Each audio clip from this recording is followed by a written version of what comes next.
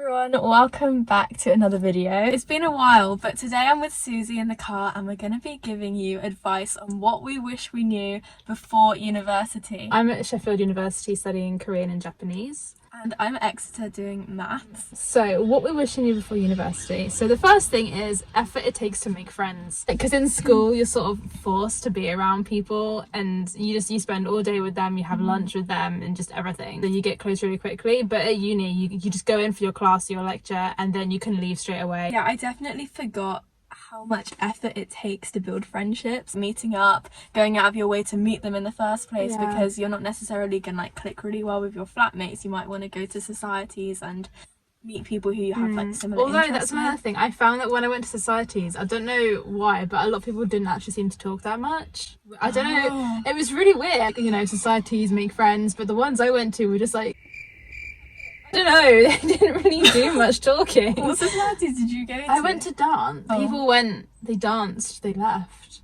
I didn't actually do that many others, to be honest, so I can't. I feel like I did go to a couple others in the beginning, but I actually can't remember what I went to. But then should we advise them to go to societies or not? Yeah, don't go to societies. That's they should go to societies because you make friends.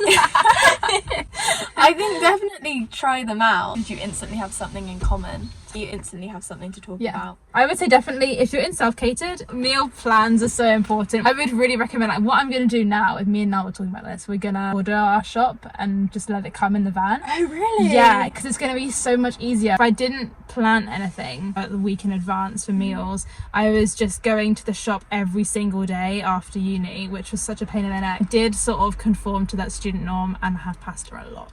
Yeah, but you know. The next thing is a campus versus a city uni.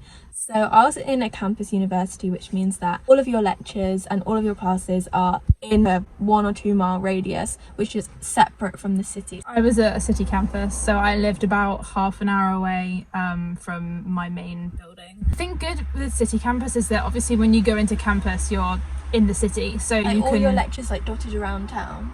Yeah, kind of. They weren't too far away. I don't know, there was probably more walking involved. Yeah, it actually, I would say, it made me not want to go to uni more, especially in the winter when it was raining and stuff, because I mean there was a bus actually which I could have got more often, but I had friends on campus in campus unis that said that it took them a lot longer to settle in because there were constantly just students surrounding them. The next is north versus south.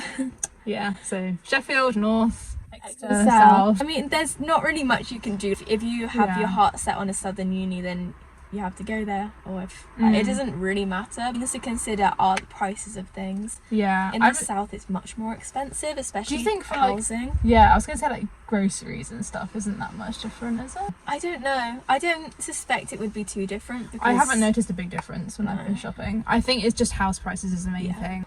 My house next year is, including bills, £100 a week compared to, I remember when you were looking at houses, they're about like 170, not including bills. Yeah, the house prices is really different. Just something to bear in mind. Yeah, but obviously, like, you shouldn't let that decide where you want to go necessarily, but it is something that you could think about. Yeah. Oh, do you want to say the next one? Oh, okay.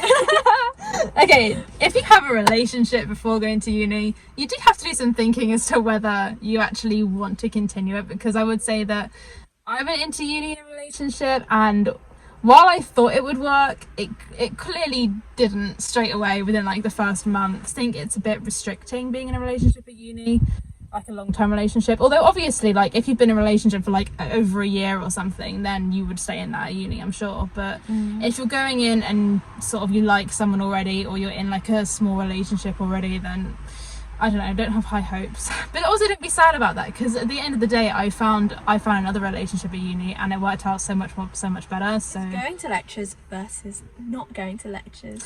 Going to lectures versus not going to lectures. So I would say go to your lectures. I would say you don't have to go to your lectures.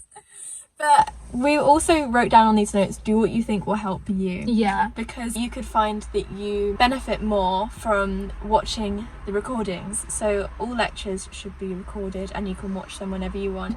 I think that some people really benefit from that because you can speed up the pace if they're going a bit slow. You can pause it if you want to make notes, so it's just up to personal preference really. Initially, I feel like everyone starts going to every single thing because they feel bad if they miss it. My lectures at the start of first term. Because I'm doing languages, I only had one actual lecture a week, which I didn't go to because it was recorded, so why would I? But all my other things were language classes, and because they're language classes, they're not actually allowed to record them because otherwise people won't want to really say their opinions and contribute. speak. Exactly. Okay. So they're not really allowed to record them, which means that obviously then I kind of had to go. But then I found quickly that in my language classes, they had sort of a very strict routine in terms of what they would teach you every single week. And we had a textbook that we worked from as well. So if I didn't really want to go in, or I knew exactly what we were going to do and I knew I could do it myself faster at home, then, like, you know, why would I go in? Because I don't have to. The one thing I'm definitely going to do next year more is watch the recordings, because sometimes I just wasn't really present in the lecture because I was so tired. I nearly fell asleep. Yeah, so many times. So this year I'm definitely going to note which lectures I'm just not really present in the room, and I'm going to watch the recordings instead. So it's just figuring out what revision and note-taking technique works best for different lecturers, which is something that I think is really good to do in first term. Remember, I had one lecturer who was so interesting, and I went to all his lectures because he just made it really interesting. And then I had another one, and I don't know if it was just his voice or the way he said things, but I would nearly fall asleep in every single one. We all have those lecturers. Find group chats for your course, for your accommodation before you go, because then you can chat to people, and before you go you already know a couple of names. People already were telling me about different wristbands you could get, and we as a flat made a decision before we went there to just not buy anything and just do it on the day, and then none of us ended up going out to anything. Next thing we put, don't have all-nighters. Oh my gosh, it's so not worth it. I honestly, from first semester, I can't, because I went to bed so late every single night, I actually can't go to bed late anymore. Still, it's the summer. I had one all-nighter and I vowed never again, because that was the day before my lecture started. So my first day at uni, I'd had an all-nighter and I felt physically ill. It's not worth it. It's really not. Oh yeah, the last thing I was going to say is just, it's not as scary as you think. I was so nervous a year ago today, and I was just really worried about moving away from home. It's a big adjustment, it's a big change in your life, it's like a whole new chapter. It's really not as scary as you think. You will be absolutely fine. Yeah, well, I was actually not scared. I was really excited to move away from home. It was so fun to meet everyone and do all these different things, and I felt so independent, which is great.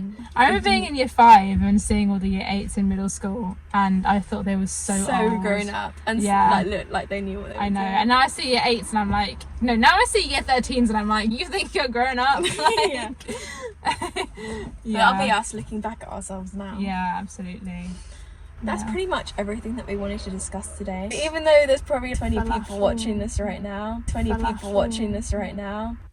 don't think I'll be posting that much more, because making videos and editing it used to make me so happy, and I just don't feel that same kind of contentment that I used to. Yeah, I don't get the excitement. same joy. I'm enjoying Instagram a lot more right now. If you want to see more and follow along on there, then head on over to my Instagram. Yeah, that's another thing. If you do maths, you're constantly doing work. If you're doing languages like me, you don't have much work at all. It's fine. Okay, we're going to end it here, but thank you so much for watching. Thank you. Have a great day. Bye. Did anyone else think it was Lila Seishi? Can it not? No one else just thought me? that. No? Okay.